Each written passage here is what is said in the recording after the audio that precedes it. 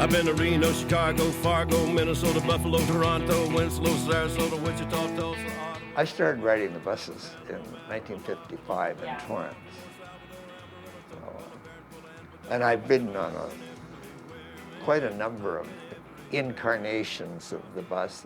You can jump on the bus in Torrance and go to Los Angeles for very little money. You can catch the bus any number of places. I've been everywhere, man. I've been everywhere, man. Across the deserts, bare man. Lift requested. I've used public transportation throughout the state of California and in other states. Public transportation has gotten me out to the beach, out to theater. I've gotten to fairs, to the county fairs.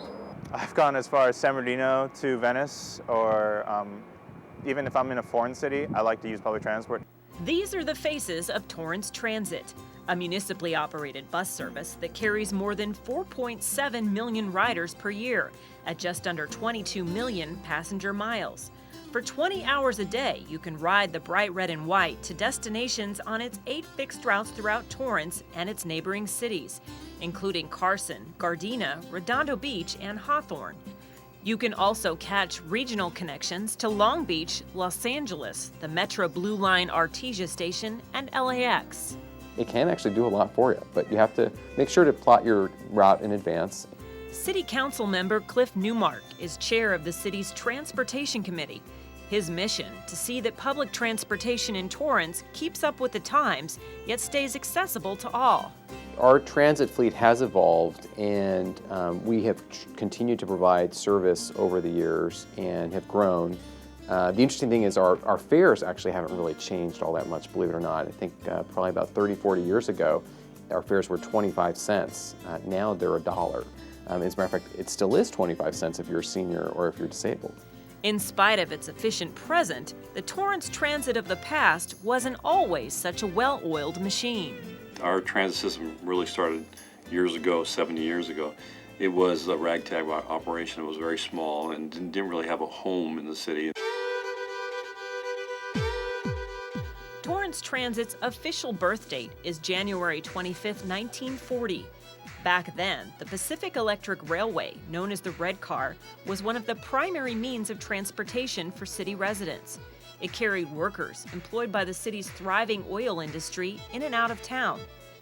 In 1938, the PE Railway filed an application with the California Railway Commission to abandon its Torrance to San Pedro line. Despite the city's protests, the application was granted, allowing PE Railway to abandon service within 1 year. Asbury Rapid Transit System, known as ARTS, stepped in to fill the service breach. In January of 1940, it temporarily began running a free service from downtown to San Pedro and downtown LA in anticipation of a quick approval to officially begin service from Torrance. That approval never came, so ARTS agreed to lease the 3 BC Mac buses it had been using for Torrance service to the city. The city's application to operate its own municipal bus line was finally approved on August 5, 1941. The fleet has changed both in terms of its routes, its destinations. Certainly the buses themselves have changed over the years. No one knows this better than Torrance Transit supervisor Melanie Hearns, who started as a bus operator in 1982, driving a heavy diesel bus like this one. When I got ready to make a turn into Fashion Square or anywhere was a tight turn, you would actually have to stand up and pull the wheel real hard and put a lot of muscle into it because there was no power steering. And on a hot day in the summertime, it's about 80 or 90, sweat would be rolling down your face because we didn't have any AC at all. And as retired bus operator Bob Madrigal affirms, public transit was a bit more challenging for riders as well. The old buses were a little bit more difficult due to the fact that they all have steps on the side of the bus, and it's a lot more difficult especially for the older people to get on. In the early 1990s, passage of the Americans with Disabilities Act, or ADA, mandated that all diesel buses provide wheelchair access. This brought a more modernized fleet of red and white diesel buses. Accessibility advocate Ben Rockwell has ridden Torrance Transit for the past 30 years. He now relies on public transportation as his sole means of getting around. The red and whites have gotten Rockwell where he needs to go, but not without some challenges.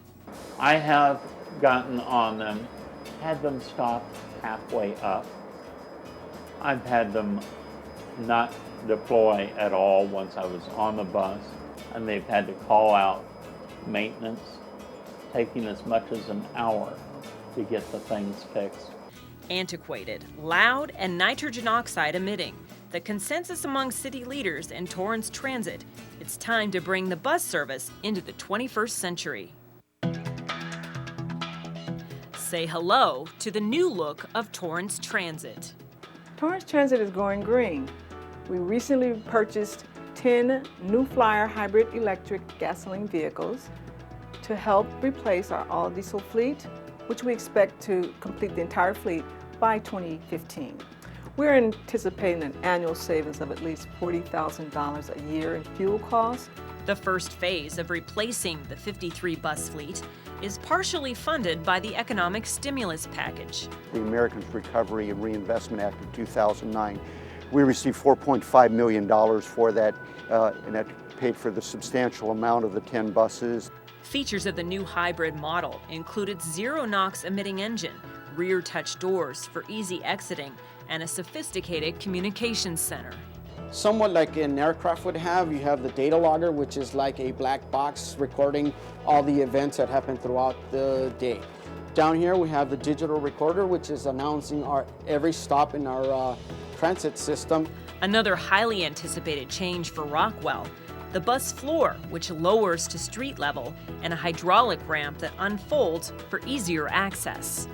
I am extremely excited about the new ramps because of the safety, the speed of being able to get on, the speed of the securement of the wheelchairs. Now things can be done in a manner so that it might only take as much as 1 to 2 minutes. Other changes on the horizon, fully integrating Torrance Transit's new look.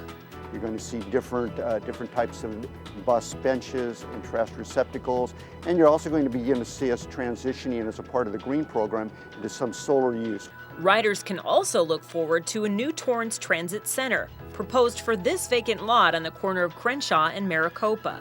It may one day serve as a stop for the Metro Green Line. The benefits of having a regional transit center is to help mitigate traffic congestion, reduce air pollution, to provide greater job access throughout the South Bay area, to afford our motorists a place where they can meet to participate in carpools and van pools, and also to aid our businesses in helping them transport their employees to and from the South Bay area. The overriding objective of Torrance Transit's big makeover is to attract new riders of all ages, specifically students like Bradley Tollison, who commute to and from school. I don't want to be sitting in traffic.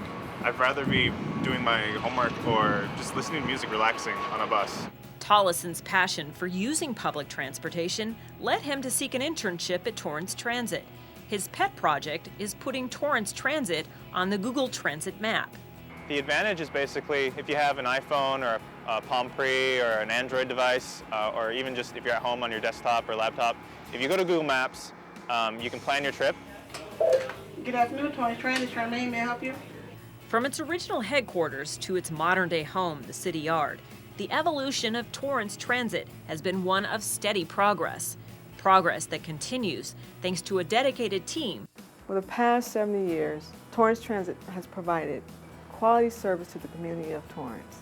We're Team Torrance, and each and every employee plays a vital role in making it happen. That's from the supervisors to the dispatchers, the bus operators, the office staff members, the mechanics, equipment attendant, and the managers. So again, I have to thank them all because no one person can keep the buses on the street by themselves. We all work together. Colleen Farrell with the Centennial Oral History.